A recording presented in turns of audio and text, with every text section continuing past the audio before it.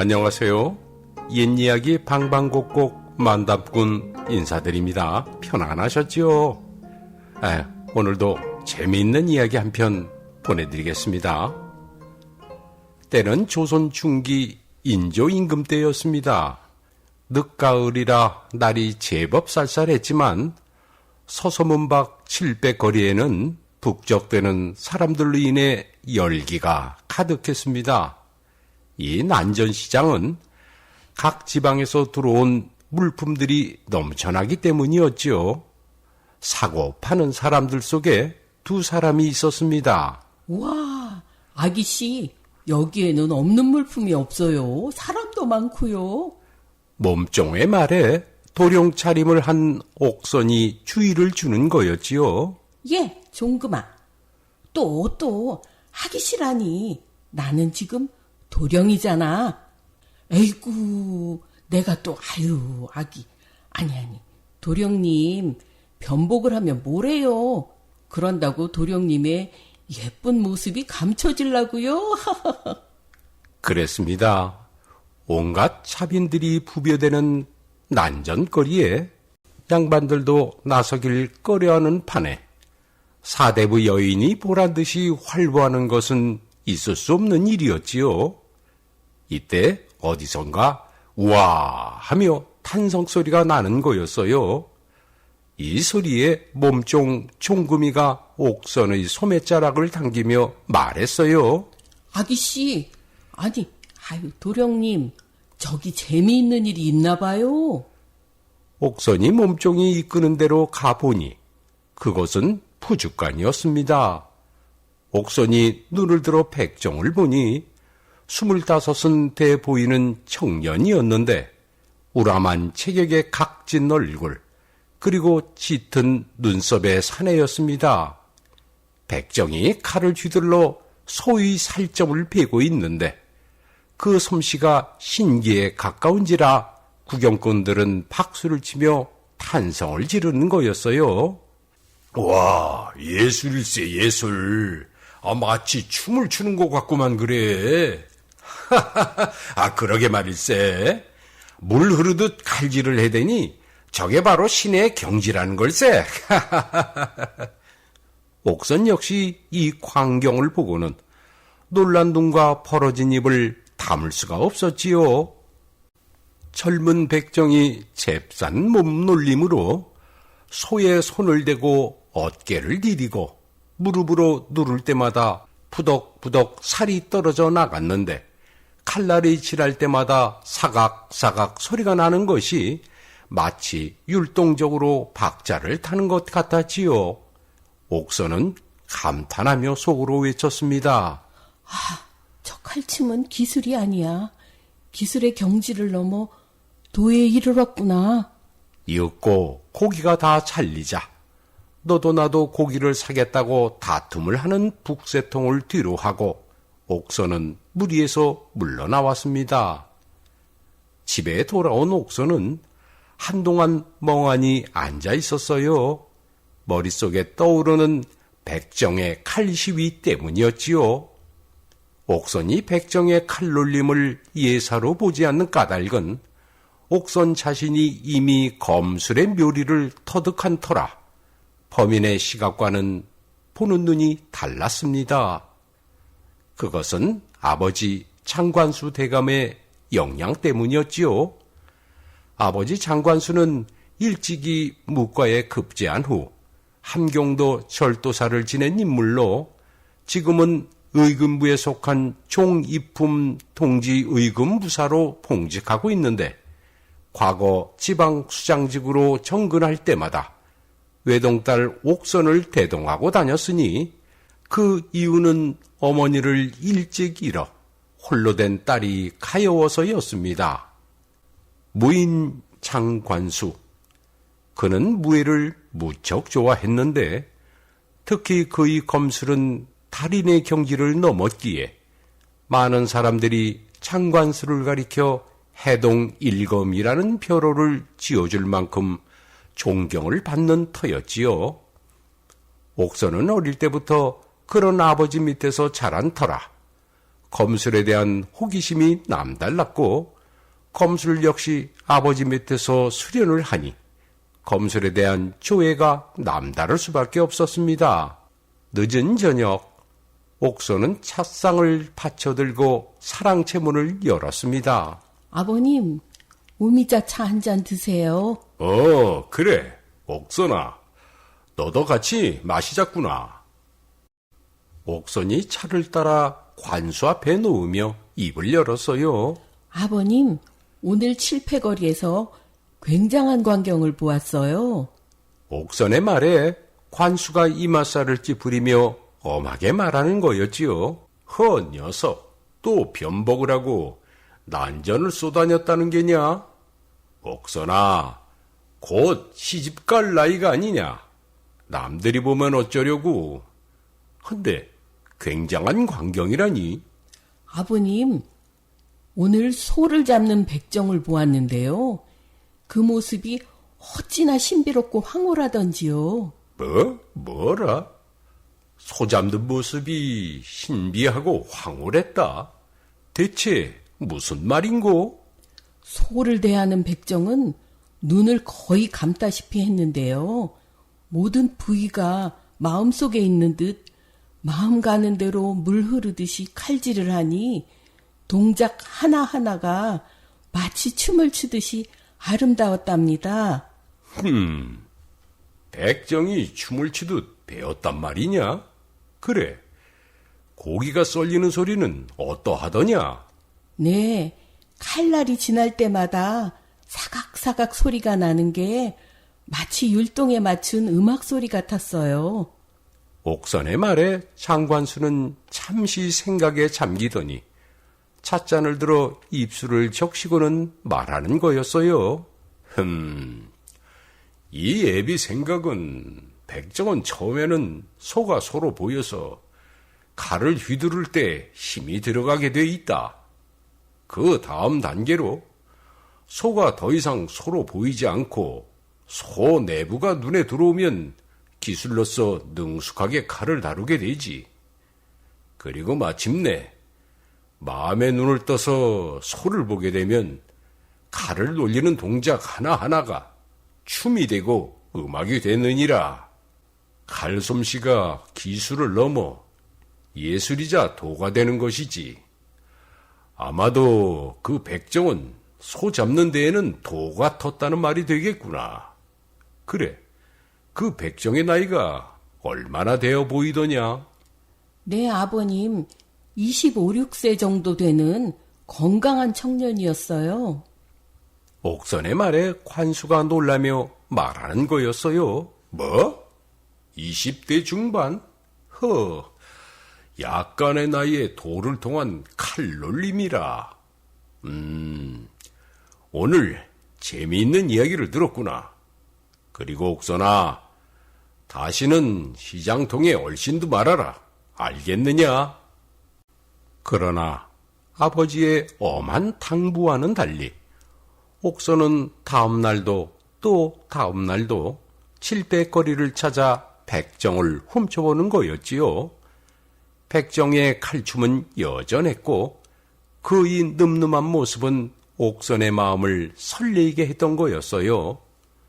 옥선은 오늘도 백정이 소 잡는 모습을 보면서 탄식했어요. 저 사람이 백정이 아니라면 나라의 기둥이 될 훌륭한 장수가 됐을 것을. 그리고 몸종 종금이를 통해 백정의 신상도 알 수 있었지요. 나이는 24, 이름은 마천수. 3대째 백정지를 물려받은 천민으로 나름 글도 익혔기에 주위에서는 백정을 하기에는 아까운 인물이라는 평까지 들을 수 있었습니다. 그러던 어느 날 또다시 옥선이 도령의 모습으로 변복을 하고는 칠백거리로 나섰습니다. 그날은 마침 몸종 종금이가 심부름으로 멀리 떠난 터라 옥선이 혼자 나선 거였지요. 그날도 구경꾼들의 환호성 속에 백정 마천수가 칼춤을 추며 소 몸통에서 각을 뜨고 있었습니다. 마천수의 칼 시위는 질리도록 보았지만 여전히 칼을 돌리는 동작 하나하나에서 풍겨져 나오는 마력은 옥선으로 하여금 혼을 빼앗는 거였습니다. 옥선이 몽롱한 가운데 문득 정신을 차려보니 주위 사람들은 모두 물러갔고 고기도 이미 동이 나 있었지요. 옥선이 황급히 뒤돌아 서는데 굵고 맑은 목소리가 들려왔어요. 잠깐, 저를 좀 보시지요. 저 말씀이신가요? 옥선의 말에 천수가 빙그레 웃으며 말하는 거였습니다. 하루가 멀다 하고 와서는 내 칼춤만 보고 가시더군요. 고기 한 점 사는 일 없이 말입니다. 그리고는 집으로 엮어 만든 작은 가마니 한 장에 고기를 싸더니 불쑥 옥선에게 내미는 거였지요. 자, 이거 가져가시지요. 마침 고기 한 토막이 남았군요. 옥선은 얼굴이 붉어지며 다급히 말했어요. 아니, 그럴 필요 없으세요. 그러자 천수가 억지로 옥선의 손에 고기 꾸러미를 쥐어주며 말을 이었습니다. 그리고 도룡 옷을 감싼다고 여인의 자태가 숨겨지는 건 아니지요. 귀한 댁 낭자 같은데 다음에는 아래 것들을 시켜 장을 보십시오. 그리고는 점포로 들어가더니 문을 닫는 거였습니다. 옥선은 부끄럽기도 했지만 천수가 자신을 의식하고 있었다는 놀라움에 가슴이 두근거리는 거였지요. 옥선이 설레는 가슴을 다독이며 집으로 막 들어서려는데 마당뜰에 나와 있던 아버지와 맞부딪히고 말았습니다. 옥선이 깜짝 놀랐어요.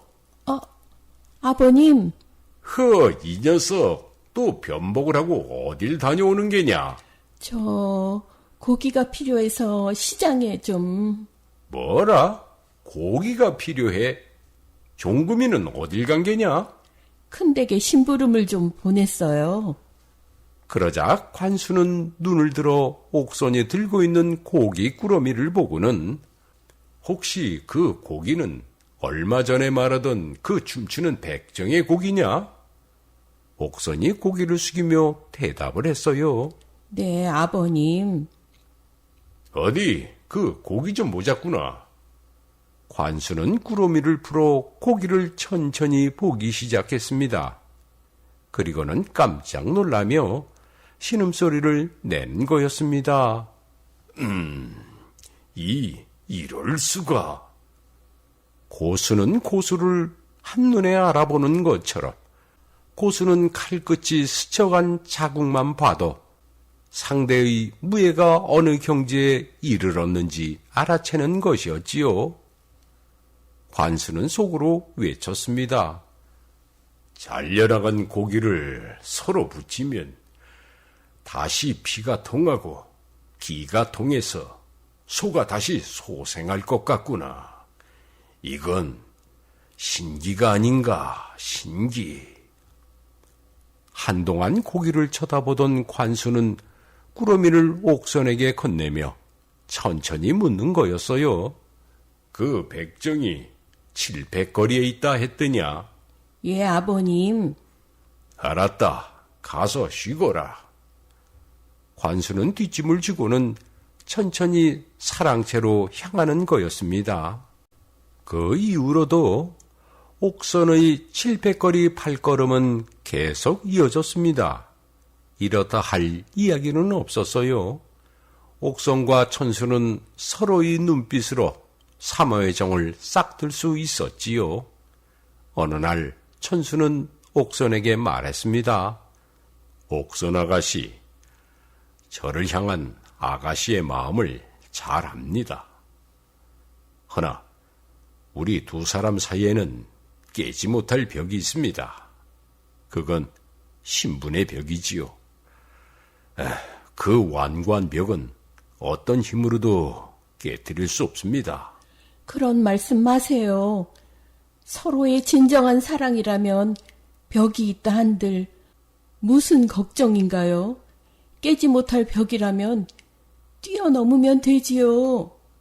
옥선아기 씨, 나는 비록 소를 잡는 백정이지만 나에게도 간절한 꿈이 있습니다. 제가 추구하는 것은 도입니다. 기술의 경지를 넘어서는 거지요. 검의 고수의 경지는 피 한 방울 흘리지 않고도 상대를 뵐 수 있다고 들었습니다. 그 경지를 넘어서 도에 이르면 상대를 죽이는 살인도가 아니라 생명을 보존케 하는 활인검이라고 들었지요. 저도 그와 같은 도를 이루고 싶습니다. 허나 걸림돌이 생기고 말았습니다. 그건 바로 옥선아기 씨입니다. 아니에요. 저는 걸림돌이 아니에요. 저는 당신을 떠받칠 주춧돌이 되겠어요. 그러던 어느 날 창관수가 옥선을 사랑채로 불렀습니다. 옥선아, 며칠 후면 내 할머니 칠순이구나 해서 할머니를 모시고 있는 큰 댁에서 잔치를 벌이기로 했단다. 그리고 잔치에 쓰일 고기는 이 예비가 장만하기로 했는데 소를 잡을 사람이 필요해서 마천수를 부르기로 했다. 이 말에 옥선이 놀라며 물었어요. 아버님, 마천수를 어떻게 해? 네가 마음에 두고 있는 자를 애비가 몰라서야 되겠느냐. 내가 그 자를 볼 것이다. 그 자의 면모를 샅샅이 볼 것이니라. 아버님. 다음날 창관수 대감 후원뜰에서 마천수가 칼춤을 추기 시작했습니다. 휘두르는 칼은 바람소리 하나 없이 소 앞에서 맴을 도는데 베어 잘리는 고기와 뼈만 수북히 쌓일 뿐 그 어느 한 동작에도 군두더기 하나 없는 찬란한 콧무였습니다.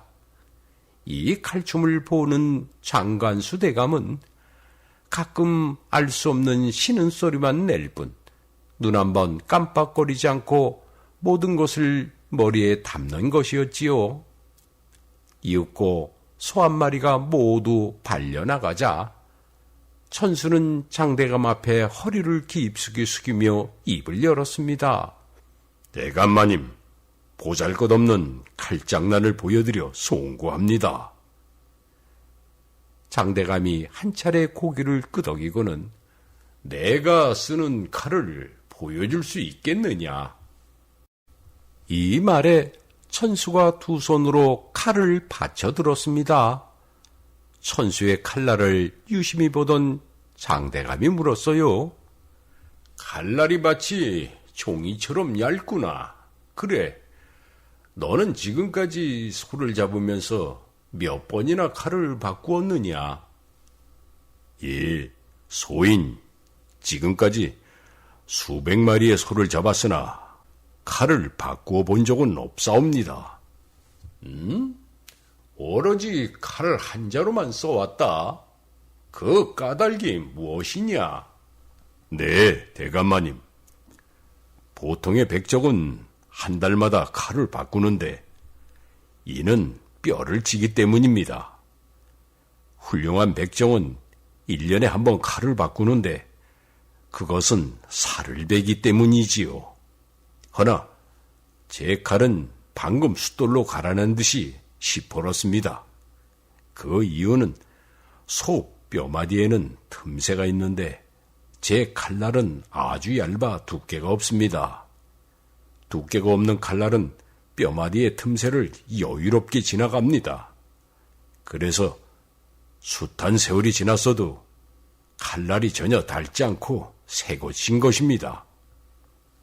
뼈마디 사이로 여유롭게 지나간다? 그래, 뼈마디가 눈에 보이느냐? 예, 대감마님. 마음을 열고 보면 뼈마디 사이가 보입니다.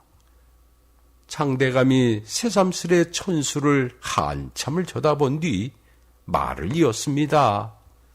백정리를 그만두고 내 밑에 있겠느냐?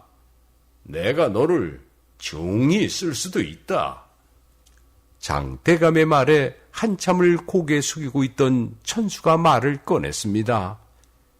대감마님의 말씀은 황송하오나 소인 본업이 백정입니다. 소인 그냥 백정으로 남겠습니다. 내 딸 옥선이가 원해도 마다하겠느냐? 천수는 선뜻 대답을 못하고 한참을 고개 숙인 채 고뇌하는 모습이었지요.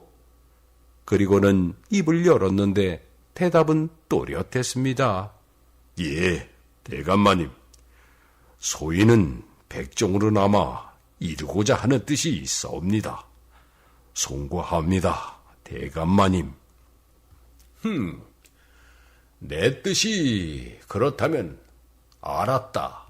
오늘 수고 많았다.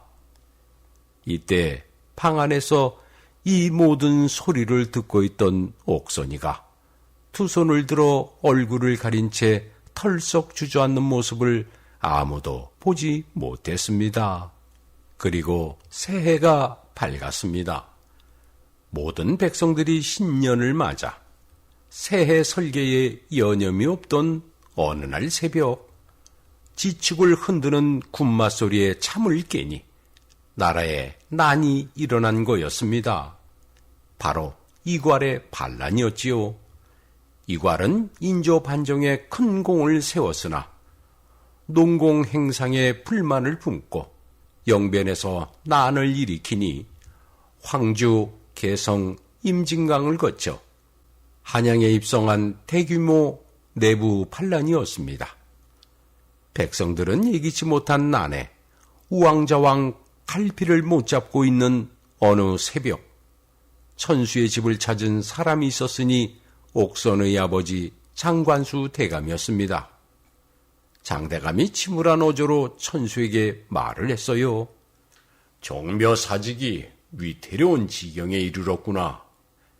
이괄의 반란이 도성에 들어올 태세니 나는 임금님을 모시고 공주로 피난길을 떠난다. 나라가 혼란에 빠졌지만 너 천수에게는 기회라 할 수 있겠구나. 관군에 합세하여 공을 세우거라. 장대감의 말에 마천수가 물어왔습니다. 대감마님, 백정도 이 나라 백성이니 나라를 구하고자 하는 마음은 같을 것입니다. 허나 소인은 사람을 베어본 적이 없습니다. 임금을 내쫓는 역도들은 더 이상 사람이 아니니라. 소를 보듯 해라. 장대감이 이렇게 말하며 지니고 왔던 칼을 천수 앞에 내밀었습니다.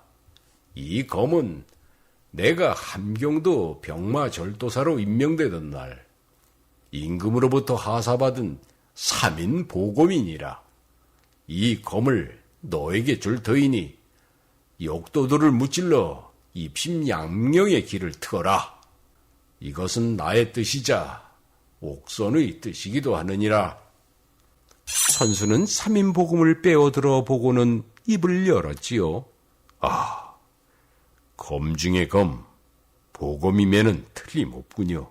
허나 반란군을 소처럼 여기고 배라하셨으니 소인은 제 손에 익은 소 잡는 칼을 쓰겠습니다. 대감마님. 이렇게 하여 마천수는 장관수 대감의 천거로 명장 남이흥 장군의 휘하에 들어 광군에 합세하였습니다. 천수의 진가는 바로 나타났습니다. 반란군에 맞선 안산전투에서 천수가 앞장서 소잡는 백정칼을 휘두르니 그야말로 추풍 낙엽이었습니다. 특히 천수는 반란군의 선봉에 선 항외군을 상대해 소고기 썰듯 도륙해 나가니 안산전투에서 큰 승리를 거둘 수 있었던 것입니다. 이괄의 반란군은 안산전투에서 예봉이 꺾이면서 도성을 버리고 도망치다가 이천에서 부하들에게 죽음을 당하니 석 달 만에 팔랑군을 진압할 수 있었습니다. 임금은 다시 도성으로 돌아왔고 이괄의 난을 평정한 공으로 장군 남이흥을 진무공신 1등에 책록되는 등 공이 있는 자들에게 농공행상을 진행했는데 광근회 선봉에 서서 많은 공을 세운 마천수를 나라의 기둥감이니 크게 써야 한다며 대감 장관수가 나서 선전관으로 임명하기를 추청하였으나 많은 신료들이 거듭되는 상소로 불가하다고 주장하는 거였지요. 그 이유는 천민 중에 천민인 백정에게 벼슬길을 열어줄 수 없다는 거였습니다. 결국 임금이 승복하여 마천수에게 면처를 해줌으로써 공을 치하하는 것으로 그치고 말았습니다. 사랑채의 대감 장관수와 마천수가 마주 앉았습니다. 참으로 예석한 일이구나. 허나 내가 꼭 너를 입심양명하게 해줄 테이니 내 밑에서 기다리거라. 이 말에 천수가 머리를 조아리며 말하는 거였지요. 대감마님, 아니옵니다. 소인 면천된 것만으로도 성은에 감복할 일입니다. 이제 자유의 몸이 되었으니 소인이 꿈꾸던 길로 나서 보겠습니다. 칼의 돌을 찾아서 말이냐? 그러하옵니다. 그 끝이 어디까지인지 알 길 없으나 수행의 길로 찾고자 합니다, 대감마님. 이때 방문이 열리며 옥선이 들어서고는 장관수 앞에 무릎을 꿇고는 떨리는 목소리로 말하는 거였지요. 아버님, 저도 이 사람을 따라 나서겠어요. 도를 이루도록 곁에서 돕고 싶습니다. 허락해 주세요, 아버님. 옥선의 말에 천수가 당황하며 말하는 거였지요. 안 됩니다, 옥선 아기씨. 아기씨의 귀한 일생을 이 천한 사람과 함께 하겠다니요. 안 될 말씀입니다. 저는 이미 당신을 지아비로 삼았습니다. 어떠한 고난이 있더라도 헤쳐나갈 수 있어요. 이때 조용히 듣고 있던 장대감이 나직히 입을 열었습니다. 옥선아, 이 아비가 내 어미가 세상을 떠난 지 오랜데 왜 여직 홀로 사는지 아느냐? 그것은 내 어미에 대한 끝없는 사랑 때문이니라. 이 아비는 목숨이 다할 때까지 오직 내 어미만을 사랑하련다. 내가 이러하거늘 사랑을 찾는 내 심정을 어찌 막을 수 있겠느냐? 이 말에 옥선이 장대감의 무릎에 엎드리며 흐르껴오는 것이었어요. 아버님, 감사하옵니다. 이 불효자식을 용서해 주세요. 장대감이 옥선의 어깨를 쓰다듬으며 조용히 입을 열었습니다. 이 애비 걱정은 말아라.